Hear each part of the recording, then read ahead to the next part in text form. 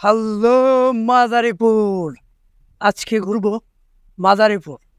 মাদারীপুর জেলার প্রধান সড়কটা ঘুরে দেখব, পাশাপাশি আমরা হাইওয়েতে যাব।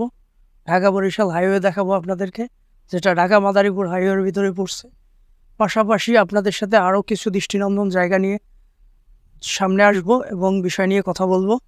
আপনারা আমার সাথে থাকবেন এবং এই লম্বা একটা ভিডিওর কন্টেন্টটা পুরোটা দেখবেন এবং কার কেমন লাগছে কমেন্টসের মাধ্যমেও জানাবেন। আজকে কথা হবে মাদারীপুর নিয়ে। ধন্যবাদ। রাস্তায় বেরিয়ে পড়লাম সকাল সকাল। রাস্তাটা ফাঁকা ছিল, পরিবেশটা চমৎকার, চারপাশে সবুজ আর সবুজ, দেখতে ভালো লাগতেছিল। আর রাস্তা ফাঁকা হওয়াতে বাইক চালাতেও খুব স্বাচ্ছন্দ্য ফিল করতেছিলাম।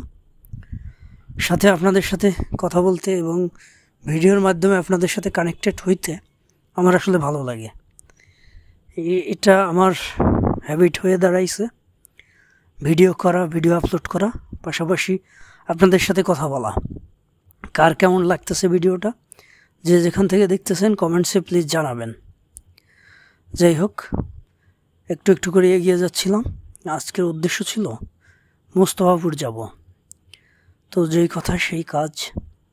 মোস্তফাপুরের উদ্দেশ্যে যাচ্ছিলাম, রাস্তার ভিউটা নিচ্ছিলাম। একটা বাইক চলে গেল, এত স্পিডে বাইক চালায় এরা, এদের জন্য মাঝে মধ্যে খুব খারাপ লাগে।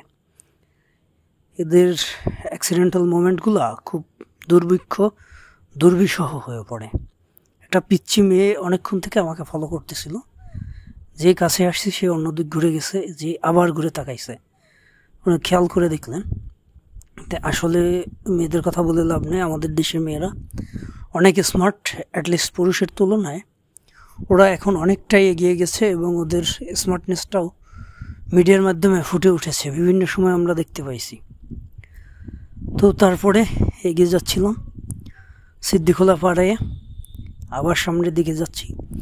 এই রাস্তাটা মূলত মাদারীপুর মহাসড়ক হিসাবে পরিচিত। বঙ্গবন্ধু জননেত্রী শেখ হাসিনার নামে, বঙ্গবন্ধু কন্যা শেখ হাসিনা সড়ক নামে পরিচিত। এটা মূলত মোস্তফাপুর স্থান থেকে শুরু হয়ে আপনার গিয়ে একবারে শরীয়তপুর পর্যন্ত চলে গেছে। এটা শরীয়তপুর দিয়ে ঘাট পেরিয়ে একবারে আপনার চাঁদপুর পর্যন্ত চলে যেতে পারবেন এই রাস্তা ধরে। মাঝে পদ্মা নদী আছে, যেখানে চাঁদপুর এবং শরীয়তপুরের দুইটা জেলাকে বিভক্ত করছে। ওখানে একটা ফেরি আছে, ফেরিটা পাড়িয়ে আপনার সুন্দরভাবে চাঁদপুর উঠতে পারবেন। আমাদের দক্ষিণবঙ্গের অনেকগুলা বাস এই ধরে আগে যাতায়াত করতো, এখন পদ্মা সেতু হওয়ার কারণে ওই বাসগুলো এখন আর আসে না। একটা সময় খেয়াল করলে দেখতাম যে বলেশ্বর নামের একটা বাস ছিল, যে বাসটা চলতো। চলে এসেছি সার্বিক পাম্পে। সার্বিক পাম্প এটা মাদারীপুরের একটা সুন্দর দৃষ্টিনন্দন স্থান, দেখতে ভালো লাগে। আর খালি চোখে দেখলে এই জায়গাটা অসম্ভব সুন্দর লাগবে। সুন্দর চারপাশে ঘাস, সবুজ ঘাস, এবং দারুণ ডিজাইনে নির্মিত এই পাম্পটা। এরপরে এগিয়ে যাচ্ছিলাম একটু একটু করে।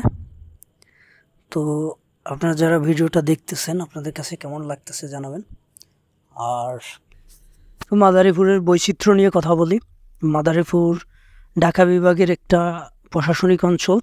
মাদারীপুর জেলা 1984 সালে স্থাপিত হয়। এই জেলার নামকরণ করা হয় এবং 4টি থানা নিয়ে গঠিত: শিবচর, রাজোর, কালকিনি, মাদারীপুর সদর।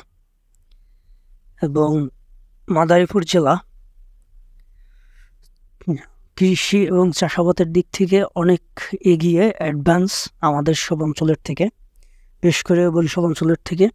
এখানে প্রচুর পরিমাণে কৃষি ফসল হয়। আমরা চলে এসেছি ঢাকা বরিশাল হাইওয়েতে, আপনারা দেখতে পাচ্ছেন। এটা মূলত ঢাকা বরিশাল হাইওয়ে, এটা টেকেরাটির উদ্দেশ্যে যাচ্ছিলাম। তো যেই বিষয়টা নিয়ে কথা বলতেছিলাম, মাদারীপুরের কৃষি এবং কৃষি পণ্য নিয়ে।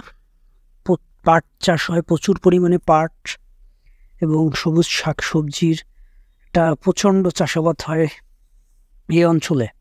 মাদারীপুর অর্থনৈতিকভাবে অনেক এগিয়ে থাকা একটা জেলা। প্রচুর পরিমাণে ইউরোপে থাকে মাদারীপুরের মানুষ, বিশেষ করে ইটালিতে। আপনারা যারা ইটালি থেকে আমার ভিডিওটা দেখবেন, আপনাদের প্রতি ভালোবাসা থাকলো। আর আমরা যাচ্ছিলাম রাজৌরের দিকে, এটা রাজৌরের রাস্তা। একটু সামনে গেলেই আমরা সনপাড়া চলে যাব। তো ঢাকা বরিশাল হাইওয়েতে গাড়ির একটা প্রচণ্ড চাপ থাকে। আপনারা যারা আমার আজকের লাইভটা দেখছেন তারা এই বিষয়টা দেখতে পাবেন। আমি লাইভে আজকে তুলে ধরছিলাম এই বিষয়টা। তারপরে এই যে সনপাড়া স্ট্যান্ডের কাছাকাছি চলে এসেছি, তারপরেও আপনাদের সাথে কথা বলতেছি এবং ভিডিও করতেছি, ভালো লাগতেছে। তবে আজকে পরিবেশটা অনেক সুন্দর ছিল, রৌদ্রোজ্জ্বল একটা দিনটাও অনেক ভালো ছিল। এবং আষাঢ়ের এই সময়টাতে বৃষ্টি না থাকায় খুব সুন্দর লাগতেছিল। বাসটা আমারে চাপাই দিয়ে গেছে পরিবহন বাস, এটা নাম হয়েছে মিজান পরিবহন। তো কিছু বেনামি পরিবহন আছে যাদের আসলে এরকম আচরণটা একবারেই নর্মাল বিষয়। মানে ভালো পরিবহনগুলো আপনাকে চাপ দিবে না, কিন্তু এই নামি বেনামি পরিবহনগুলো আপনাকে চাপ দিয়ে আটকে দিবে। একটু একটু করে এগিয়ে যাচ্ছিলাম। ভালো থাকবেন, আপনাদের সাথে ভিডিও শেষ করছি।